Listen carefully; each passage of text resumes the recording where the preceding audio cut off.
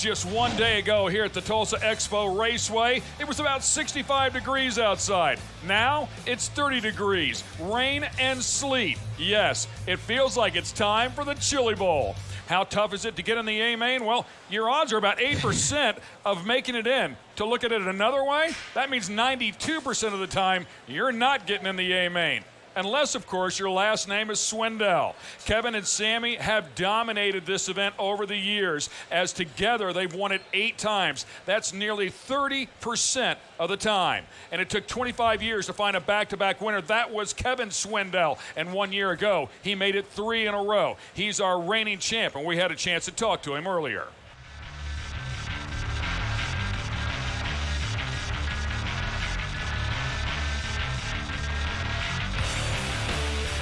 That's tough. You know, you come with the word Chili Bowl, and they obviously think you're going to a cook-off, and then you add in midgets, and they don't really know what's going on. So it's tough to explain. You just kind of break it down as, you know, it's under one roof you start with, and that kind of blows somebody's mind. And then we talked about this, it's 260-something cars in one building with all the trailers and, you know, 15,000 people or whatever it is. I really enjoy this week, and I enjoy the track here, and this is one of the most fun places to race.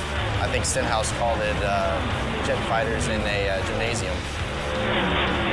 These preliminary nights are really the stressful nights, and just surviving through these, and you know, that race of champions, you got to be a little careful to not hurt your stuff, because you got to have something to race. And it's, you know, we don't bring spare cars, and you know, they're probably not. It'd take a lot of time to put one of these back to where exactly we got them. So you know, it's just all about giving yourself a shot to get to that prelim night A, and then being there to have a shot on Saturday. I don't really know where we go from here to try to improve on this week. I mean, this is. I've got a chance to win every race I've ran this week, which would be really cool. If you win this race once, you know, you're ecstatic, and if this was going to be the first time I'd have a chance at winning this thing, it would be awesome.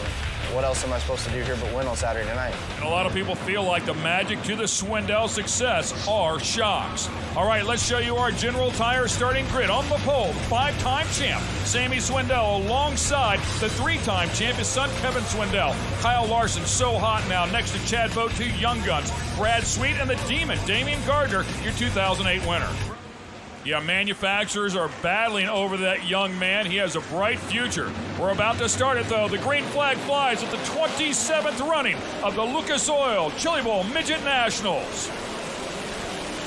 Side by side, the Swindells go. Sammy with the early lead, as expected, down on the bottom. Beautiful shot there as they run over the camera. And Sammy Swindell with a car length advantage over his son Kevin Swindell. Kyle Larson, that 71 car for Keith Coons, making a move already on Swindell. Very, very close battles here, and it looks like Larson might have a little something there for Kevin. This isn't uncommon, by the way. Takes a little bit for Kevin's car to come in, and then he typically starts picking his way back up through, and we've got a pile of them here stacked up. All right, the restart. Sammy Swindell, the number 1 car out front.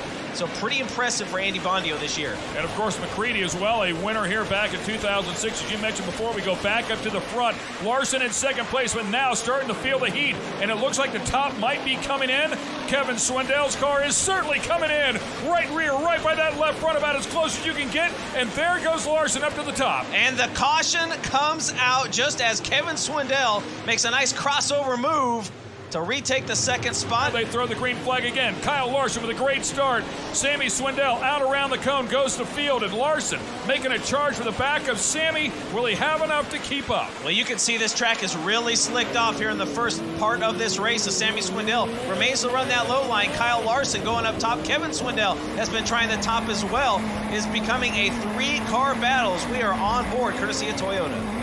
Sammy Swindell's words were, if nothing major goes wrong, the guys don't have a chance at beating us, but that 71 car thinks differently. He is coming. Larson with the run on the top shelf. Now we'll try to the inside and turn 3. Puts a slider on Sammy. New leader here at the Chili Bowl. The crowd goes crazy. And a wheel stand off the turn maintains the lead. I thought Sammy was going to drive back under him. Sammy down to the bottom. Sammy retakes the lead. Here comes Kevin underneath Sammy. They make contact. Unbelievable. That's what the guys were talking about before. Maybe they would take each other out. Kyle Larson retakes the lead. And Swindell underneath this pop to take second. A 3-car battle is Kyle Larson out in front here at the Chili Bowl.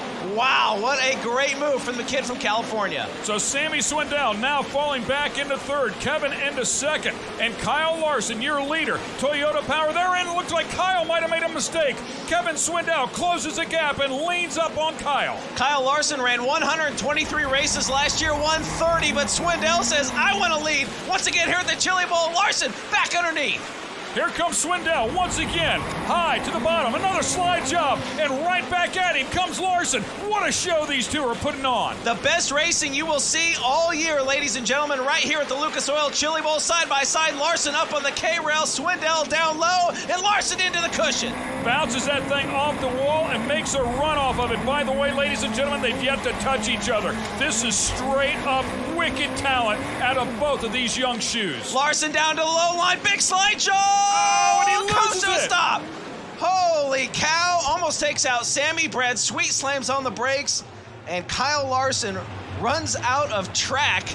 That is Kevin Swindell. Take a look at the battle between he and Kyle Larson just moments ago. Slide job city, folks, here at the Chili Bowl, and that's what it's all about. Kevin underneath, right back to the outside. Here comes Kyle to the inside, trying to block, and like you mentioned earlier, Ken, not touching at all. Hats off to Kevin Swindell. He has faced every single challenge that this place could throw at him now for 3 years and still remains out front. 4 years. We're talking about a USAC Sprint champ, Indy 500 driver, 2010 National Midget Driver of the Year. I mean, this field is just littered with champions. And as they race back in the pack, here we go up front, the Swindells, as they have the last 3 years, 1-2 on the racetrack. The last driver to split these guys in the A-main at the Chili Bowl was Cole Witt. Right now, again, Kevin Swindell getting it done. You can see this track is laying rubber. It's going to get tighter and tighter. It's slicked off. If this thing does get tighter, these guys are going to remain on that low part of the racetrack, and it's going to be very difficult to get by Kevin Swindell. Guys, there seems to be a lot of concern about the right rear tire on these cars. If you take a look at Sammy or Kevin's tire, it looks like the right rears are really starting to show some wear. With about 14 laps left to go, they're hoping that there's enough tire left to make it to the finish. Well, it's going to be really difficult to get by Kevin Swindell now. If you look at his A-main appearances, average finish 2.25. He's already pulling away from his dad, Sammy, right now. They are a handful when they don't want to turn. Swindell again working through the lap traffic underneath Gary Taylor, now behind Tony Stewart. Under 5 laps to go, looking for his 4th consecutive Golden Driller. But it looks like Stewart's car might actually be just a tick loose. I mean, he's really backing that thing in there hard. He's fighting with his as well, though, but also in the middle of traffic. And you know, Stewart's fighting for position, and the bottom is the only way around, or it's the best way around, I should say. So, yeah, he's not going to just yield to the leader. Woo! Yeah, and you can see a little bit of smoke coming off the right rear of Tony Stewart as this thing has rubber down, and these guys are just holding on for dear life. Yaley still pushing up the racetrack. Nice move there for Kevin Swindell. Yeah, he passes 3 at a time. That is definitely getting it done out here. Smoke down there again on the bottom. White flag out. 1 lap to go. Ladies and gentlemen, again, we are about to make history here as the Swindell's dominance continues on. Oh, my goodness. He could lose the race right here. A wreck, and they're going to throw a caution flag. We'll have a green-white checker. Oh, wow. It looked like Kevin Swindell is going to win 4 in a row, but don't speak too quickly. The streamers were already flying in the grandstands as Brad Kuhn comes to a stop. Let's take a look at it one more time. There's Kevin Swindell, gets up over, I believe, Jason Myers. It looked like Sammy had to run to the inside, and then Kuhn spins out. Unbelievable. And you know, that's another big piece of this equation is once again we watch this incident take place, and it really looked like the number 8 there of Jonathan Beeson got into the back of him, helped him around a bit, if you will. But, you know, when you go back and you take a look at the preliminary nights, the race of champions, the Swindells constantly stay out of trouble, and it allows them to stay in the game. The Lucas Oil Chili Bowl Midget Nationals is brought to you by E3 Spark Plugs, born to burn. Geico, saving people money on more than just car insurance. And by General Tire, unleash the fury.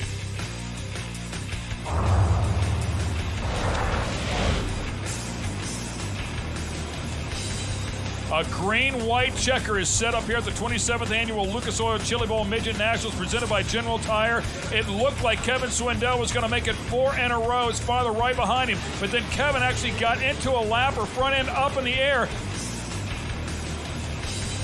A green-white checker is set up here at the 27th Annual Lucas Oil Chili Bowl Midget Nationals presented by General Tire. It looked like Kevin Swindell was going to make it 4 in a row. His father right behind him. But then Kevin actually got into a lap or front end up in the air. Somehow managed to hang on to it. Tony Stewart is a lapper, by the way. He is moving up, and it looks like maybe out of the way for Sammy. I'm sure he'll give him racing room, and does so.